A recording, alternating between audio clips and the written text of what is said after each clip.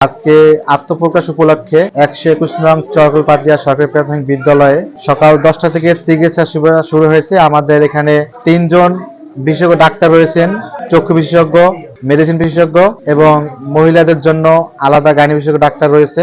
আমরা সারাদিন ব্যাপী এই সেবা কার্যক্রম অব্যাহত রাখবো, এটা আমাদের শুরু।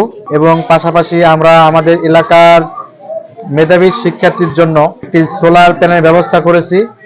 এই কার্যক্রম আমাদের ধারাবাহিকতার আলোকে চলতে থাকবে।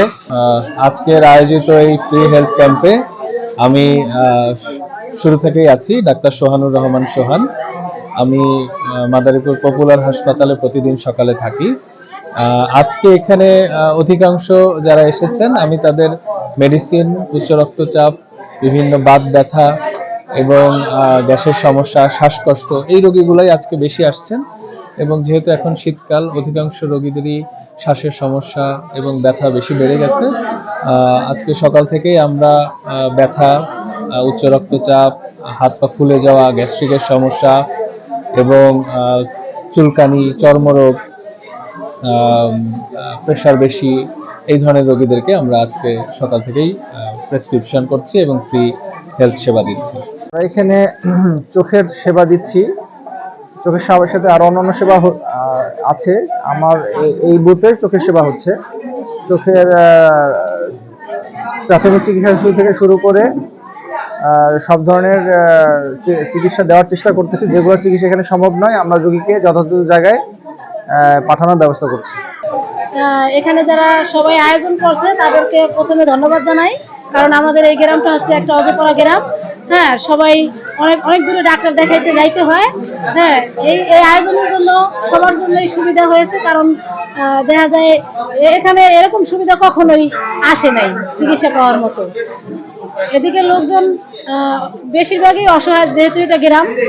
এই চিকিৎসা দেওয়ার জন্য সবাইকে ধন্যবাদ। এখানে দীর্ঘদিন ধরে কোনো ফ্রি চিকিৎসা এ যাবৎ পর্যন্ত হয়নি।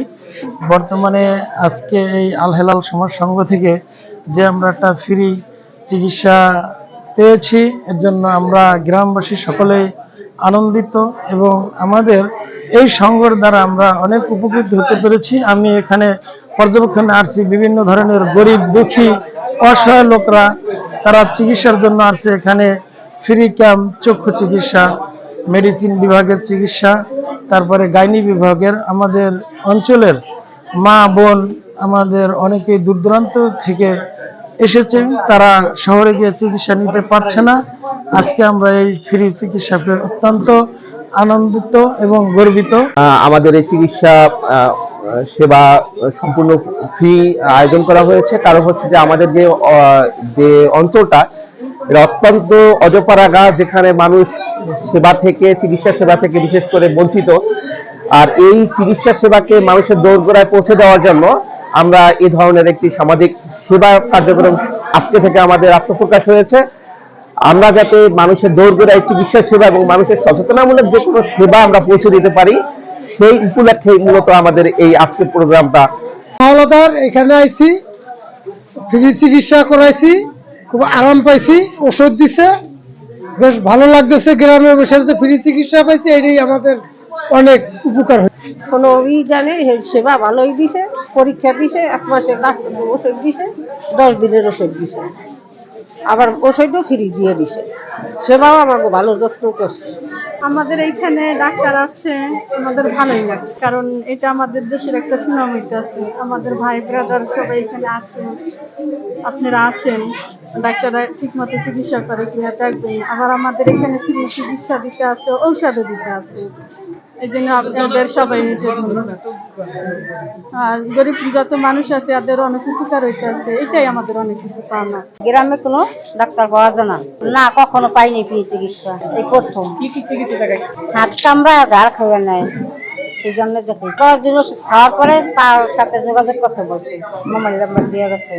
তারপরে ঠান্ডার সমস্যা আছে, অ্যাজমার সমস্যা আছে, ওই চিকিৎসা দিয়েছে। ওনারা সব কিছু ফ্রি দিয়েছে, ট্রিটমেন্ট, মেডিসিনও ফ্রি দিয়েছে। এবং কি এই আয়োজন যারা করছে গ্রামের মানুষের জন্য অনেকটাই উপকার হয়েছে। অসহায় মানুষের জন্য তো বেশি হয়েছেই, তারপর সবার জন্য উপকার হয়েছে। যারা আয়োজন করছে তাদেরকে অনেক ধন্যবাদ। আমরা ফ্রি পাইছি, ওষুধ সুন্দর দেখাইছে। ওষুধ দিছে 3-4 পদের। হ্যাঁ, ডাক্তার ভালোই লাগছে, ফ্রি দেখাইছে। আমি চোখের ডাক্তার দেখাইছি, সুন্দর দেখাইছে, চিকিৎসা ফ্রি পাইছি, আবার যাইতে কইছে সমস্যা হইলে।